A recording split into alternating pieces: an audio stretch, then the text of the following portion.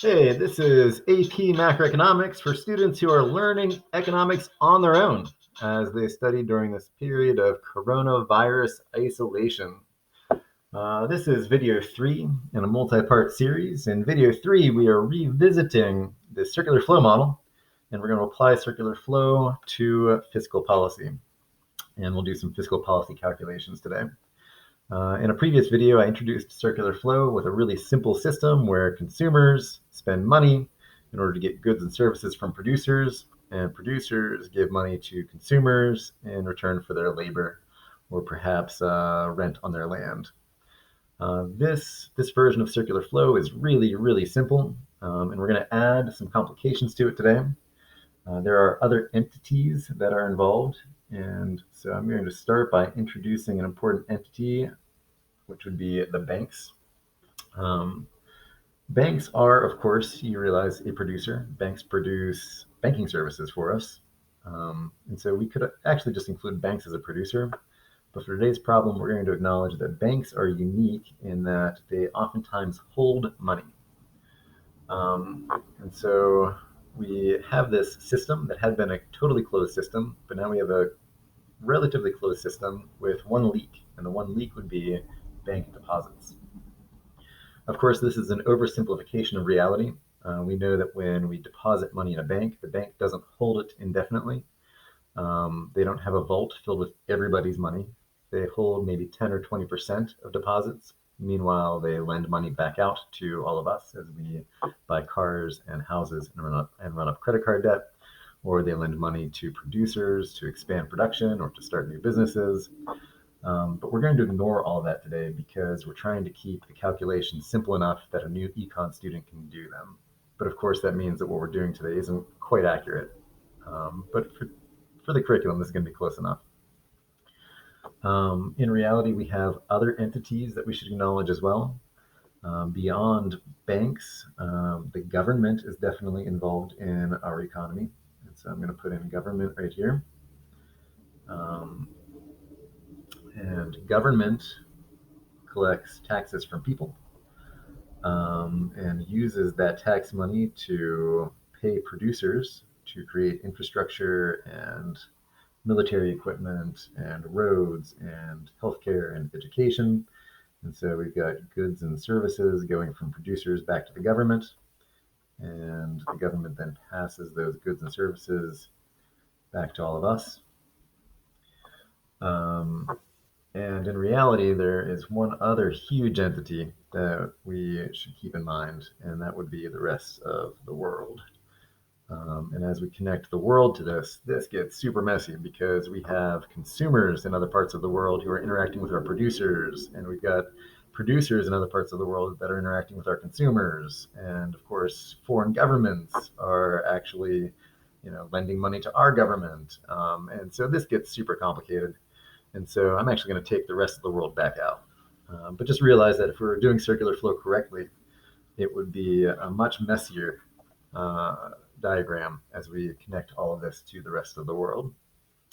So what we have today is still a relatively closed system because we're ignoring the rest of the world. And in this closed system, let's actually ignore taxes right now. And so let's say that the only real leak to this system would be banking deposits. As we do calculations today, we need to know a few terms.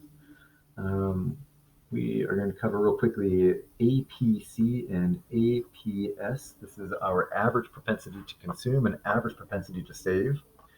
Our average propensity to consume will be the question of, what percentage of our income do we spend? And so if we were to look at our consumption over our income, this ratio tells us the percentage that we spend. So for myself, let's say that my salary this year is going to be $50,000. And let's say that I end up spending $45,000. If we were to reduce this, it comes out to 0.9. That is a way of saying that 90% of the money that I make ends up being spent on goods and services. Meanwhile, my average propensity to save would be my savings over my income. If I was spending 45,000 out of 50,000, then through subtraction, we know that I must be saving 5,000, and 5,000 over 50,000 gives us 0.1, which is to say that I am saving 10% of my income. You'll notice that the APC value and the APS value add up to 1. That's because all of our money is either spent or it is saved. And so 0.9 plus 0.1 is equal to 1, or 90% plus 10% equals 100% of our income. I was doing a little bit of reading this morning about what our savings rate is for the country. And just like I calculated for myself as an individual, we can calculate our average propensity to save for the country. And until the coronavirus hit, we were on track to have a savings rate of about 7% this year, which is higher than what we usually see. But with the coronavirus, I'm sure that's going to change, though I'm not sure in which direction it's going to change. For today's problems, we actually need to focus, though, on our MPS and our MPC. Actually, earlier I did MPC on top, so let's just stick with what I did. Let's do MPC and MPS. Just as our APC was equal to our average propensity to consume, the MPS would be our marginal propensity to consume. And as you know from previous units, marginal is a word we use to refer to just our next unit of something. So our marginal propensity to consume would be our change in consumption over our change in income. And our marginal propensity to save is our change in savings over our change in income. So right now, as we are entering April of 2020, the coronavirus is causing a lot of disruption in our economy. We seem to be entering recession, and our Congress has just passed a $2 trillion stimulus bill. That $2 trillion stimulus bill has a lot of different things in it. But one of the things that it has in it is checks to all of us. All adults are going to get $1,200, and all kids get $500. Though I kind of think that the $500 to the kids probably goes to their parents. But anyway, if we consider my numbers again, my income is about to change by $1,200. I'm going to get a check from the government as part of that stimulus bill. But for myself, I'm very careful with my money. I've already bought the things that I want to buy this year. And so I'm also a little bit worried about the future. So when it comes to that $1,200 check, I'm actually not going to spend any of that money. Meanwhile, I'm going to put all $1,200 in the bank as I save for the future out of concern that things might get bad. And so when you consider my MPC for this stimulus check would be 0, which means that my MPS is 1. This is a way of saying that 100% of that stimulus check is going into my bank account. None of it is going to be spent. And I admit that I am a problem because the government is trying to stimulate the economy, but if all I do is take that money and put it in the bank, that is not creating the stimulus that the government wants to see. But not everybody's like me. There are other people who have had their hours reduced, they've had their wages reduced, they're being laid off, they're suddenly struggling to pay their monthly bills or put food on the table. And so while my values were 0 and 1, there are other people, perhaps somebody living on my street is going to spend all of it because they're just struggling to make ends meet. And if that's the case, they might have an MPC value of 1 and an MPS value of 0. For the problems we're doing today, we need to know what the average would be for everyone in the country when it comes to what we're doing with this extra money. I'm sure that the Congressional Budget Office is working on those kinds of numbers, but I don't know what they are. To keep our problem simple, I'm going to assume that for that $2 trillion stimulus, As we do this problem, I'm going to assume that people spend 75% of it. So I'm going to create an MPC value of 0.75, which means that our MPS value would be 0.25. And I'm saying this as an average for everybody in the country and what we're doing with that new money. Okay, when we go back to our circular flow, we've got $2 trillion, and it's coming into a lot of different places. But for this problem, let's keep it simple.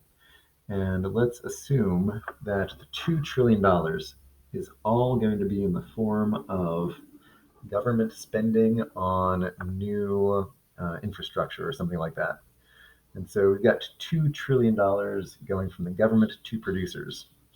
And then $2 trillion worth of goods and services are produced by those producers, and those go to the government. If we're considering our GDP growth, in this case, we start with 2 trillion increase in GDP from that government spending. But now the producers have $2 trillion they've just made, and that money goes to all of us to pay for our labor or for rents on our land or the resources that exist on our land. And so we all end up with $2 trillion. As we get $2 trillion, we're going to say in this problem that we save a quarter of that money. And so at that point, half a trillion, why am I putting it there? Let's say that half a trillion gets deposited into the bank. But that means that people still have another $1.5 trillion. And what are they doing with it? They are going to spend that money. And so as they spend that money on goods and services from producers, the GDP now goes up by another $1.5 trillion. Now producers have $1.5 trillion and they need to pay people for their labor. And so the money comes back to consumers, and 25% of that gets deposited into the bank. And then the money's going to go around again and again and again and again. And you can see that if we were going to do this by hand, we're going to have multiple lines as we keep going down until we get down to all of the money ending up in the bank. But that's going to take forever if we're trying to do it like this by hand. So fortunately, there is a quick and easy way to calculate this. If we want to know what the total stimulus is going to be, the total stimulus is equal to our initial stimulus times the multiplier. And we actually have two different multipliers today. We have the spending multiplier,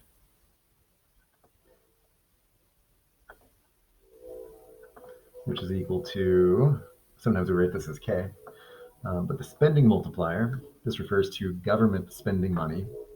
In the spending multiplier, the multiplier is equal to 1 over our marginal propensity to save. Or sometimes you'll see this written as 1 over 1 minus the MPC, since 1 minus the MPC actually is our MPS value. So if we were to come back to our total stimulus, in this problem with $2 trillion in government spending, we've got 2 trillion times 1 over our MPS value, which is 0.25. 1 over 0.25, you might be able to do that in your head. To make it easier for myself, I would write that as 1 over 4. And hopefully you've learned in your math classes that when you have 1 over a fraction, you can just flip it. And so 1 over 4 is actually equal to 4. And so this is 2 trillion times 4, which is 8. That's the ugliest 8 I've ever created. And I can't even get it on camera. Let's try this again, which is equal to $8 trillion. So in our circular flow model, based on a marginal propensity to save of 25%, we can say that money goes from government to producers, and then it's going to go around and around the system, eventually being deposited into banks. And as it does that, this $2 trillion in initial spending is going to lead to a total of $8 trillion in GDP growth. We were on track this year to have perhaps $21 trillion for our nominal GDP, with workers not working for a couple months out of the year. Estimates might now be that our GDP could drop to 15 or 16 trillion, which would mean we would have perhaps a $5 or $6 trillion recessionary gap. I've been reading in the news that the $2 trillion is not nearly enough to make up that $5 or $6 trillion gap. But that's being written by journalists who don't understand the importance of circular flow. It's true that $2 trillion is going to create more than $2 trillion in GDP growth. The way we set up this problem, it would lead to $8 trillion worth of GDP growth. Though keep in mind, this is an oversimplification because we're ignoring the rest of the world, and we're ignoring the fact that banks lend money back out, and we're ignoring the fact that there would also be a leak in taxes going back to the government. I don't know what the Congressional Budget Office estimate is for that $2 trillion stimulus, but it's definitely going to lead to more GDP growth than just the $2 trillion. It might lead to as much as $8 trillion based on today's model that we just did together here. There is one other way that we could do this, and that would be with taxes instead of spending. And this problem is going to be really similar, but it's just a little bit different because when we're considering a tax break, in this case, if we were ignoring the connection between government and producers, if we were not looking at small business loans and infrastructure projects and things like that, if instead we were just looking at the government giving back $2 trillion in taxes, and that's not quite what they're doing, but let's do this problem like that instead. If the government gives us $2 trillion back in taxes, we would actually initially deposit a little bit of that before any of it becomes GDP. And so when we look at the tax multiplier, T, is going to be a little bit smaller than the spending multiplier because we need to basically subtract that initial deposit that would go to the banks. So this is actually going to be MPC over our MPS value. And a lot of times we give that a negative sign as a reminder that this is probably going to be like a tax rebate, and a tax rebate would actually be a negative $2 trillion tax. And then when we do a negative times a negative, that's going to give us a positive value for GDP growth in the end. If we're going to do this problem one more time using the 2 trillion as a tax rebate, that would be 2 trillion times negative 0.75 over 0.25, which is equal to 3. So this is 2 trillion times, well, actually that was a negative 2 trillion. A negative 2 trillion times negative 3 gives us a total stimulus of 6 trillion. So when it comes to a tax rebate is always going to be a little bit smaller for GDP growth than just direct government spending. But either way, we're looking at values that are much larger than the $2 trillion in initial stimulus. That is it for today's lesson. Tune in for part 4, where we're going to introduce T-charts and some personal finance and the future value formula.